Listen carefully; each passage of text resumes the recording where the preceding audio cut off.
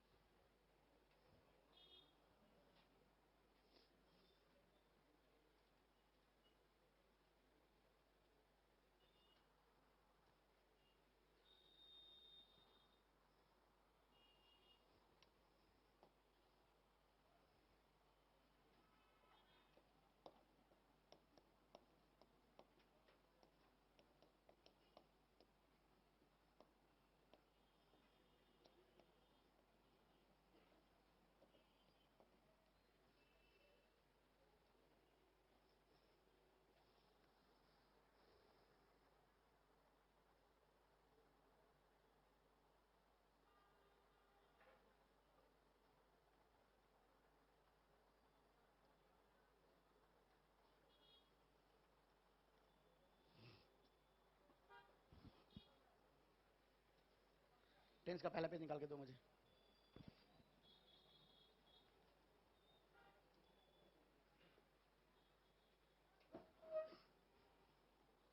छप गया?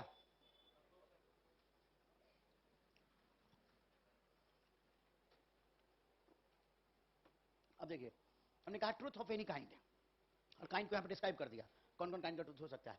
Truth of any kind is always expressed in simple present या present indefinite. Munna के शब्दों में कोई भी टेंस का नाम बहुत बच्चे प्रेजेंट इंडेफिनिट के नाम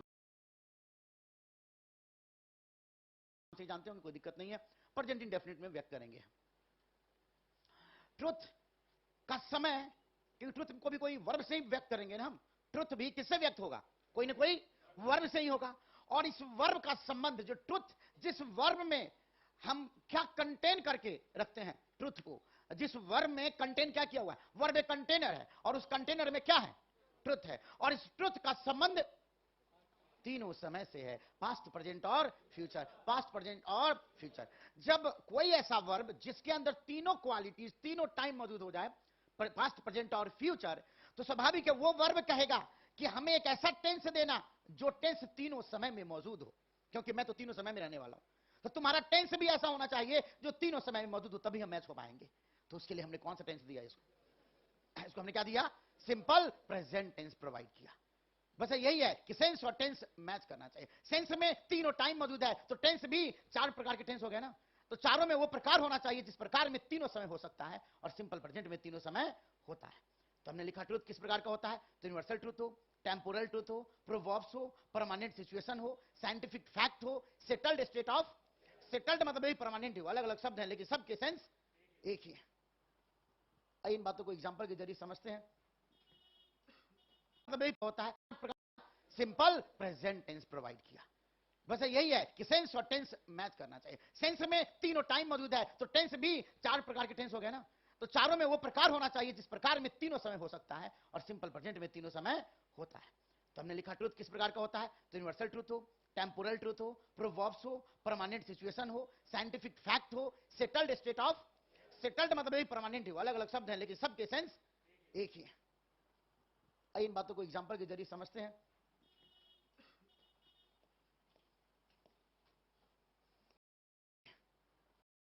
परमानेंट सिचुएशन हो, साइंटिफिक फैक्ट हो, सेटल्ड स्टेट ऑफ, सेटल्ड मतलब भी परमानेंट हो, अलग अलग शब्द हैं लेकिन सबके सेंस हो, प्रोवर्ब्स हो, परमानेंट सिचुएशन हो, साइंटिफिक फैक्ट हो, सेटल्ड स्टेट ऑफ, सेटल्ड मतलब भी परमानेंट हो, अलग अलग शब्द हैं लेकिन सबके सेंस एक ही है। इन बातों को एग्जांपल के जरिए समझते हैं।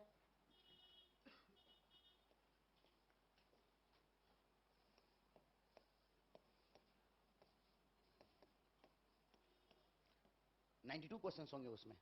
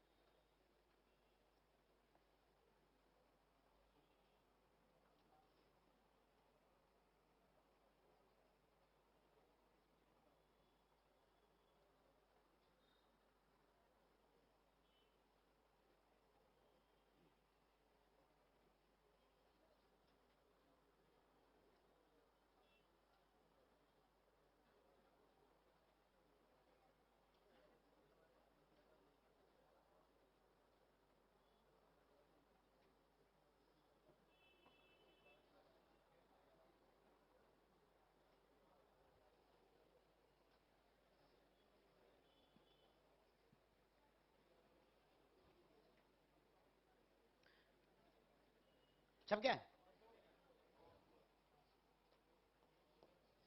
The water is boiling.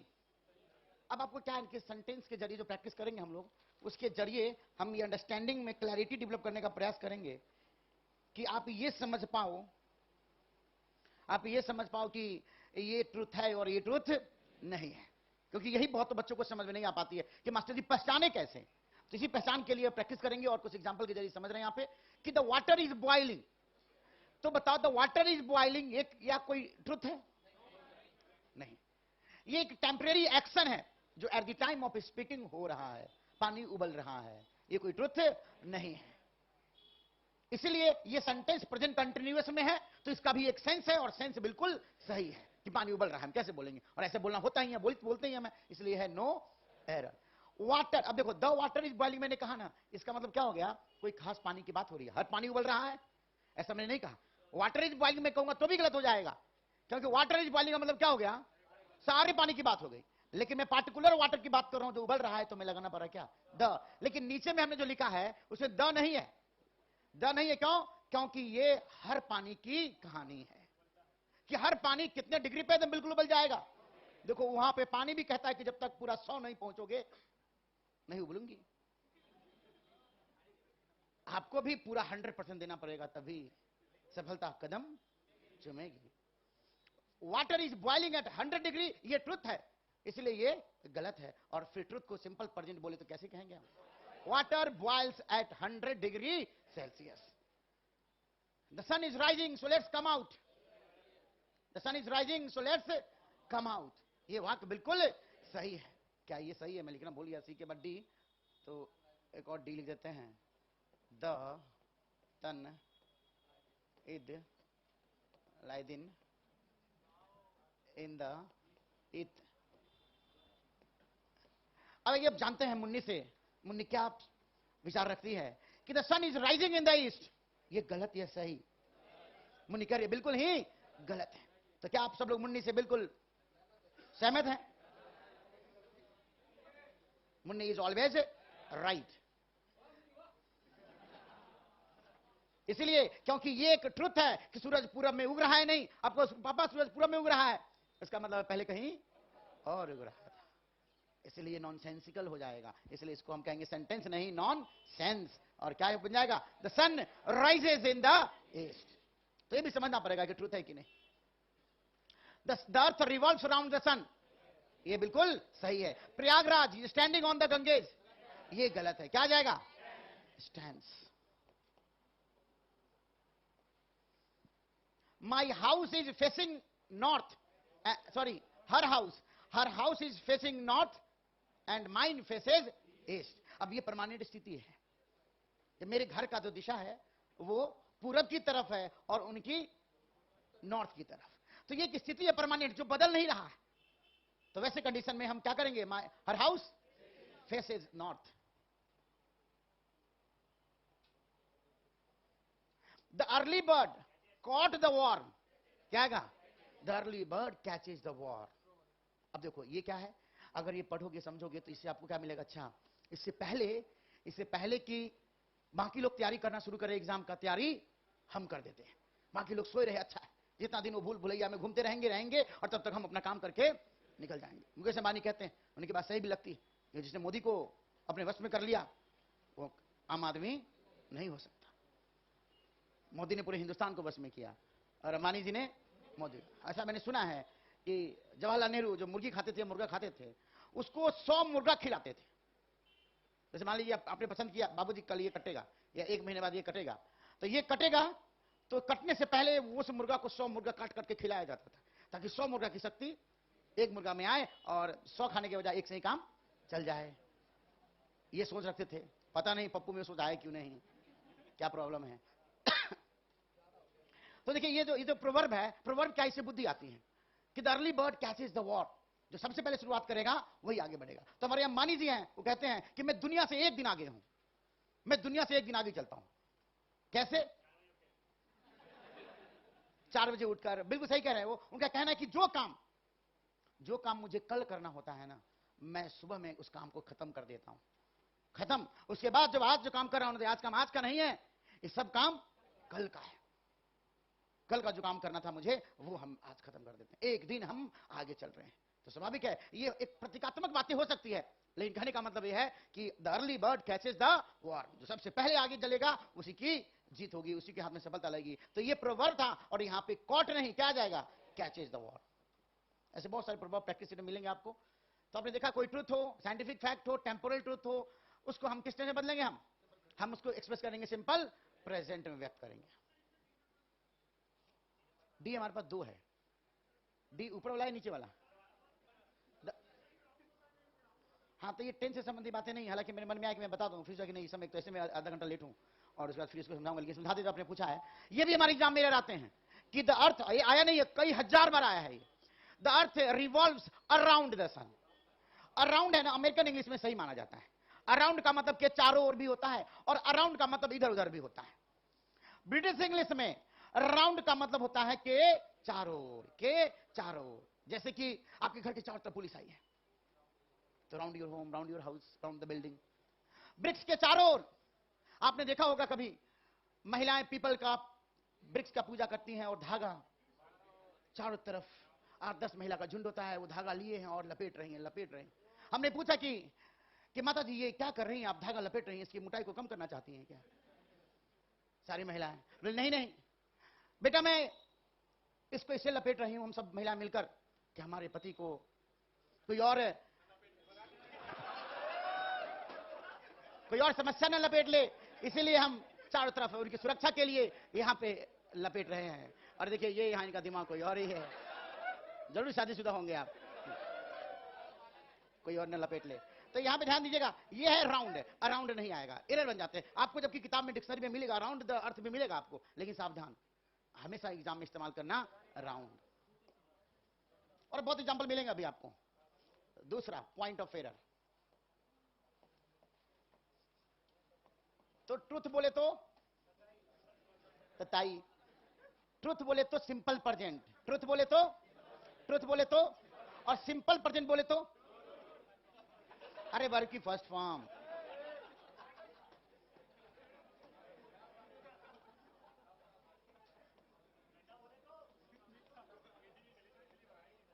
नहीं, ऐसी चल जाए, मैं बहुत खुश हूं, आप लोग का लाख लाख शुक्रिया, दुआएं की होंगी आपसे, इसलिए आपने की होगी, 2 महीना हो ही नहीं पा रहा था। हैबिचुअल एक्शंस आर एक्सप्रेस्ड,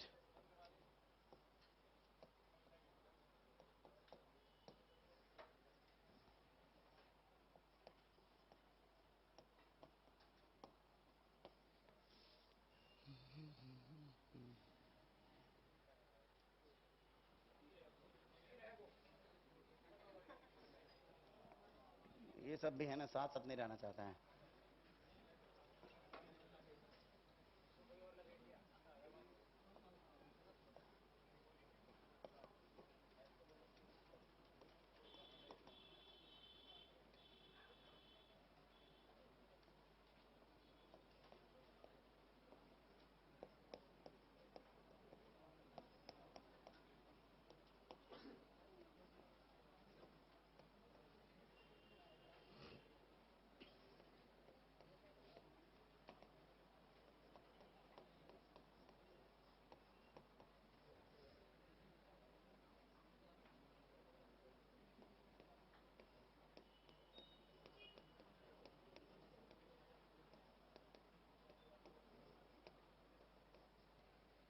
कल से प्रैक्टिस सेट आपके पास पहुंचना शुरू हो जाएगा, तो प्रैक्टिस सेट जरूर देखिएगा। 70, कम से कम 70 आपके पास जरूर पहुंचेगा प्रैक्टिस सेट। कोशिश करेंगे 100 पहुंचा दे, 100 से 200 हो जाए। रिकॉर्डिंग ही करना है, ऐप पे मिल जाएगा। और धीरे धीरे धीरे समय निकाल के मास्टर ब्लास्टर तो कर लिया हमने पूरा, वो भी डालना शुरू करेंगे। तो आप लोग प्रैक्टिस सेट भी देखना शुरू कीजिए, कैसे बनाया है, वो वेरी वेरी इंपॉर्टेंट है।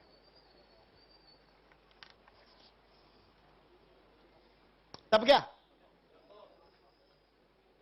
एक बार टेंस आप सीख लेंगे ना, तो काफी कॉन्फिडेंस आ जाएगा, क्योंकि टेंस लिखने के पॉइंट ऑफ व्यू से, बोलने के पॉइंट ऑफ व्यू से, एरर के पॉइंट ऑफ व्यू से very very important, very important. गांव में, शहर में कहीं भी जाइए, बच्चा थे आप, तो अंग्रेजी बोले तो टेंस, भैया वो भाभी नहीं है, वो भी अंग्रेजी जानते हो, बताओ टेंस कितने प्रकार के होते हैं? तो हर कोई टेंस नहीं पढ़ोगे, ट्रांसलेट बनाओ, टेंस बनाओ। तो टेंस का बहुत रहा हुआ था, tense tense tense tense. Master, भगवान ने एक ऐसे मास्टर से मिला है कि टेंस इतना आसान हो गया कि कभी सोचा नहीं था। अब देखिए, habitual actions are expressed in simple present. Habitual actions are expressed in simple present. आइए जानते हैं मुन्नी से कि हैबिचुअल एक्शन को भी सिंपल प्रेजेंट में हम क्यों व्यक्त करते हैं। बिल्कुल मुन्नी सही कर रही है।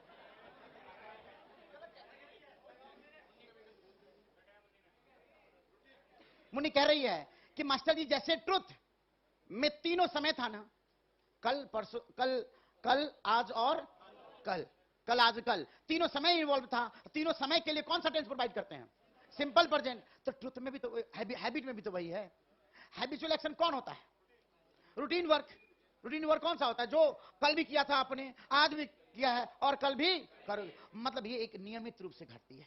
ये आदतन घटने वाली घटना हो गई। जो नियमित रूप से आदतन घटने वाली घटना हो जाएगी, यानी उसका संबंध तीनों समय से हो जाएगा। और जिस भी क्रिया का संबंध तीनों समय से हो जाएगा, हैबिट बनेगा, ट्रुथ बनेगा, सिंपल प्रेजेंट में आएगा, सिंपल प्रेजेंट में आएगा।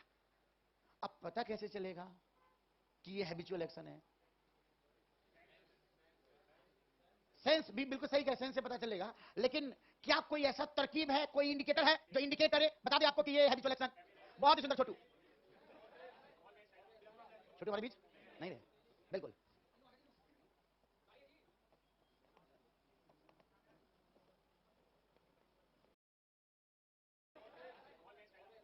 छोटू वाले बीच नहीं रहे, बिल्कुल।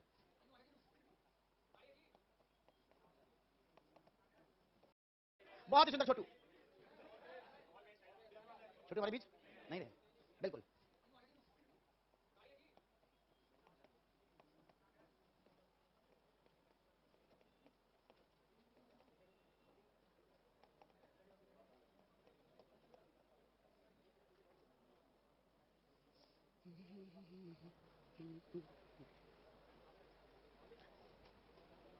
Some of the indicators indicating habitual actions.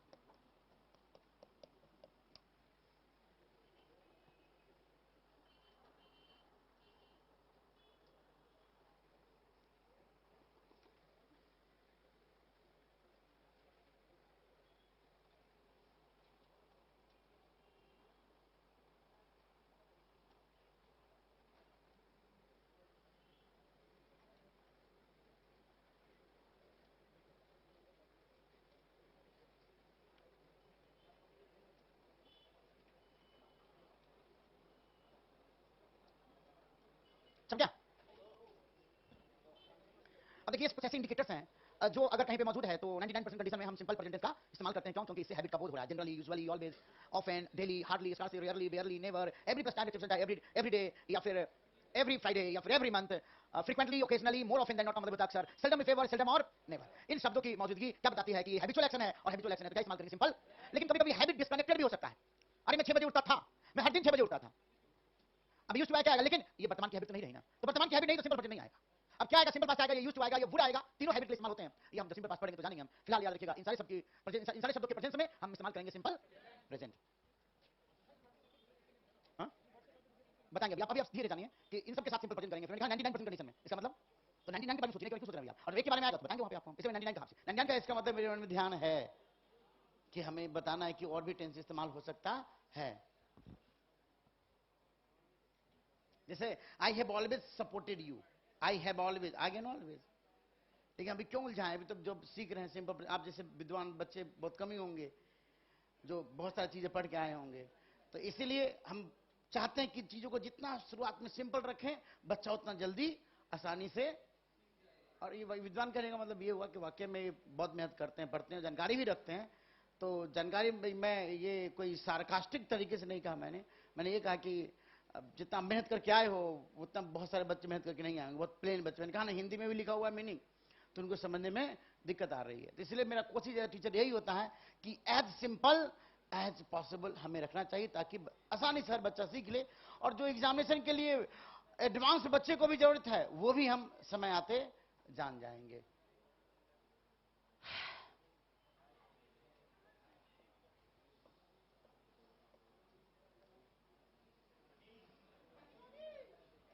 देखिए चेहरे की चमक कहां बसती है आपकी।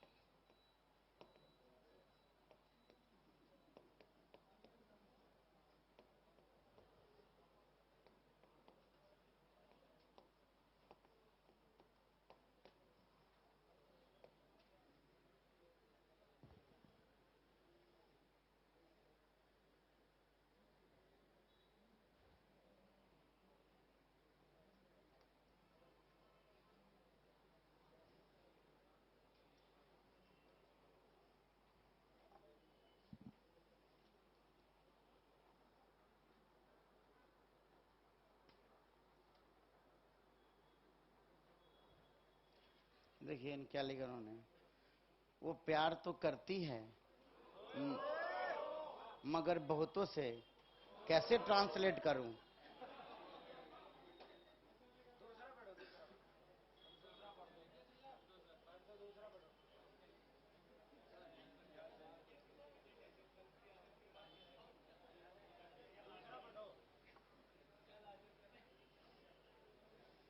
देखिए अगर मुझे मौका मिला तो सबसे पहला कानून जो संविधान में बदलाव जो आएगा वो यही है कि बाल विवाह फिर से शुरू किया जाए। फिर आप लोगों का कंसंट्रेशन देखना, ऐसा पर्ची आ ही नहीं सकता। फिर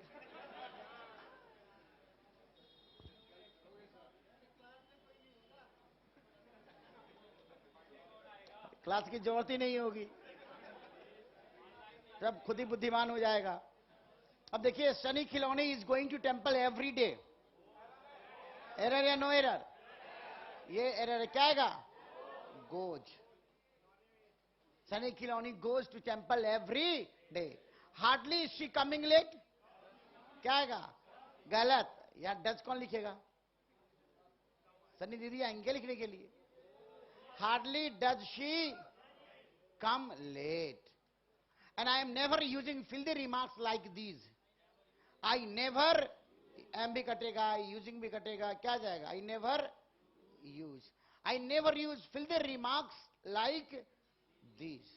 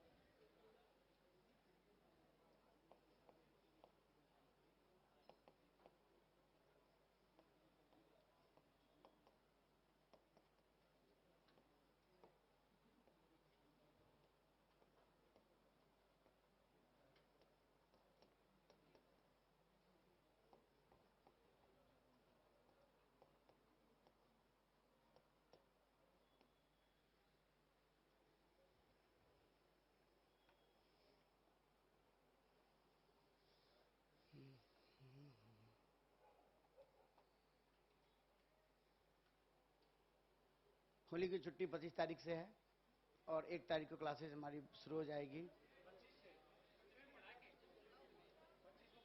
25 को पढ़ेंगे आप? 25 को पढ़ाएंगे, ऐप पे पढ़ लेना। अरे दोबारा होली नहीं आएगा फिर, इसलिए हमने कोरोना में यही सीखा है, जिंदगी जीने का जितना मौका मिले निचोड़ लो, जी लो नींबू की तरह, गन्ने की रस की तरह। मशीन को देखा नहीं आप, आखिरी बूंद भी वो चला चला के निचोड़ लेता है, और जो बच जाता है उसका भी इस्तेमाल कर लेता है, वो भी बिकता है बाजार में। इसलिए पढ़ाई लिखाई रोजी रोटी सब चलता रहेगा, इंपॉर्टेंट है जी साहब, आनंद लेते रहिए। हमारे कॉलोनी में जितने बच्चे हैं सब अभी से देख रहे हैं, गुब्बारा भर भर के रात में 8 बजे तक गीला है सब, मम्मी पापा आ रहे हैं, लगा रहे तब पर ठंडा मार देगा, ये कर देगा, लेकिन बच्चे को समझाए। देखिए वो रियल जिंदगी वो जी रहा है, हम लोग तरह तरह के टेंशन में उलझे पड़े हैं, अरे फेल कर जाएंगे, ये हो जाएंगे। यार जिसको जो फेल होना होगा ही होगा, खेलो या ना खेलो। मैं भी जब दिल्ली में आया था, तैयारी करने के प्रति इतनी पागलपन था, 18 घंटा पहली बार समझा क्या पढ़ाई लिखाई होती है। एक मेरा मित्र है, वो बोला कि चलते 26 जनवरी परेड चलते, वहां देख के आएंगे। बोला भैया हम नहीं जाएंगे, रूममेट थे, हम नहीं जाएंगे। अब आइए, मुझे तो दिन खराब हो जाएगा, आपका टारगेट है इतना वोकैबुलरी पढ़ना, मैथ पढ़ना, ये पढ़ना, सब टारगेट बना के रखा है, बड़ा डिस्टर्बेंस हो जाएगा, हम नहीं जाएंगे, हम देख लेंगे बाद में कहीं मौका मिलेगा तो, जिंदगी बहुत लंबी है, कोई दिक्कत नहीं है। और ऐसे मैंने बहुत कुर्बानी की, कहीं नहीं गया, और वो सब जगह गए, सब जगह हो गए, और उनका सिलेक्शन भी हो गया। और वो जब सिंगापुर गए, अच्छा भी लगा पार्टी पे बुलाए, हम दोस्तों को पता क्यों बुलाते हैं, खासकर रूममेट वगैरह होते हैं उनको जरूर बुलाते हैं, तो बुलाया, अच्छा भी लगा, लेकिन किसी कोने में खुद को लेकर थोड़ी चपराहट भी थी, बेचैनी भी थी कि तेरा क्या होगा कालिया। लेकिन देखिए उनका सिलेक्शन सिंगापुर गया, बोले हमारी सैलरी 2.5 लाख रुपए हो गई है, और जब यहाँ पे अब वहाँ पे इनको 25,000 मिलता था, 25,000 से 2.5 लाख रुपए, रहने वाली सब व्यवस्था प्रबंध व्यवस्था अच्छा है, तो उसमें थोड़ा बहुत शायद ये सोच के लगा नहीं होना चाहिए, मन में कहीं आया होगा जरूर, लेकिन खाने के बाद देखो बच्चा हर जगह घुमा फिरा, एंजॉय किया, और देखिए चलिए और चीजें पहुंच गया। तो अगर आप खुश आनंदित हो तो मेहनत भी हो जाओगे, बेहतर करने लगोगे, और जो उदास चेहरा बैठा हुआ है ना, वो जिंदगी भर उदास ही रह जाता है। फिर ना बच्चे पास बैठेंगे ना लुगाई पास बैठेगी, क्योंकि जो उदास है उसके कोई पास नहीं है। देखिएगा एक्सेप्शन क्या कहता है कि हैबिचुअल एक्शन है, क्या है, हैबिचुअल एक्शन है, और उसमें क्या है, cause and effect. Habitual action है और उसमें क्या है, a sense of irritation, a sense of irritation या सेंस ऑफ अनवाइंस। समझिएगा, लिखिएगा मत इसे, आज लिखेंगे फिर कभी हम लोग, अभी लिखने की मतलब मैं जो बोलने जा रहा हूं उसको मत लिखना, मैं बता रहा हूं ऐसे कहने। मैं क्या करना चाह रहा हूं कि जैसे हैबिचुअल एक्शन देखते ही मन में क्या आता है, सिंपल हैबिचुअल एक्शन बोले तो हैबिचुअल एक्शन। लेकिन दो बातें ये भी ध्यान में रखनी है कि कभी कभी ऐसा होता है, कभी कभी ऐसा होता है कि हैबिचुअल एक्शन से उसमें हम सेंस ऑफ इरिटेशन का भी बोध देना चाहते हैं कि ऐसा जो डेली हो रहा है काम ना, मैं उससे इरिटेटेड हूं, फ्रस्ट्रेटेड हूं, तो आखिर कौन से टेंस व्यक्त करेंगे। तो अंग्रेजों ने कहा कि अगर हैबिचुअल एक्शन से आप इरिटेट हैं तो सिंपल प्रेजेंट में मत कहना, अगर सिंपल प्रेजेंट में कह दिए तो इसका मतलब क्या हो गया कि आपको इरिटेशन नहीं है, आपने तो मान लिया है कि घटना आदतन होती है, होती थी, होती है, होती रहेगी, फिर काहे को इरिटेशन है भाई। अगर इरिटेशन का भाव, अनवाइंस का भाव भरना है तो इसके लिए आपको इस्तेमाल कर लेना पड़ेगा प्रेजेंट कंटिन्यूअस। जैसे आप कहेंगे you are always coming late, आप समझ जाना कि मैं आपसे इरिटेट हूं आपके देर आने से, and you always come late. क्यों तुम परेशान हो रहे हो, यू ऑलवेज कम लेट, तुम हमेशा देर आते हो, कल भी आते, परसों भी आते, रोज आते हो तुम, तो फ्रस्ट्रेशन नहीं है, अनवाइंस नहीं है, इरिटेशन नहीं है। लेकिन मेरे इरिटेशन का पता तभी चलेगा जब हम प्रेजेंट कंटिन्यूअस का इस्तेमाल करेंगे। हमारे एग्जाम में आया हुआ है सवाल कि you are always doing this mistake, you are always doing this mistake. कुछ लोगों ने कहा कि ऑलवेज होने से क्या होता है, सिंपल प्रेजेंट होना चाहिए, तो ये यू आर ऑलवेज डूइंग गलत हो गया। लेकिन नहीं, चूंकि you are always doing this mistake, ये सेंटेंस सेंस के टेंस के कसौटी पे जब कसा गया तो बिल्कुल सही निकला। क्यों, क्योंकि बार बार गलती करके एक ही गलती बार बार कर रहे हो, तो सामने वाला ने प्रेजेंट कंटिन्यूअस इसलिए इस्तेमाल किया है ताकि वो बता सके कि इस घटना से वो इरिटेटेड है, अनॉयड है, परेशान है, तंग है। एरर क्या था, एरर था कि डूइंग मिस्टेक नहीं, यही होगा बच्चों नहीं ट्रांसलेट करते, करना मतलब होगा डू, और बाकी जो भी आ जाए सब में लगाते जाओ डू डू डू डू। तो गलती करना तो डू मिस्टेक नहीं, गलती करना मेक मिस्टेक, कमिट मिस्टेक, बहुत सारे शब्द हैं, तो एरर बनेगा you are always making this mistake. दूसरी बात, कॉज एंड इफेक्ट। अगर कोई घटना मुनी आदतन घटती है, नियमित रूप से हो रही है, लेकिन उसके पीछे कोई कॉज है, उसके पीछे कोई, तो कॉज होने के कारण से भी वो घटना परमानेंट नहीं माना जाएगा, वो हैबिट नहीं माना जाएगा। एक बार कारण खत्म, रोजाना होने वाली घटना भी खत्म। तो अगर सेंटेंस में इस बात का जिक्र हो जाए कि रोज तुम आते हो लेकिन वजह कुछ और है, वजह भी वहां पे मिल जाए, वजह भी दिया हुआ सेंटेंस में, तो समझ जाना डेली होने वाली घटना को हम सिंपल प्रेजेंट नहीं बल्कि, जैसे I go to gym every day because I want to lose my weight. Because I want to lose my weight. इसका मतलब क्या हुआ कि कारण है. कारण क्या है? मैं वेट लूज करना चाहता हूं. ये कारण का जिक्र होने का मतलब because he wants to participate in a beauty contest. अब यहां पे आ गया ना. क्या सपना इज वही. जहां कारण दिख जाए तो समझ जाना कि हैबिचुअल एक्शन को हम प्रेजेंट कंटिन्यूअस में. जहां इरिटेशन का भाव दिख जाए और प्रेजेंट कंटिन्यूअस हो तो एरर मत मानना. एग्जांपल आज नहीं कल. भागते तो ऐसे जैसे कि नीचे कोई आग लगा के बैठाया रखा था कि बस. बहुत बहुत धन्यवाद. Thank you so much.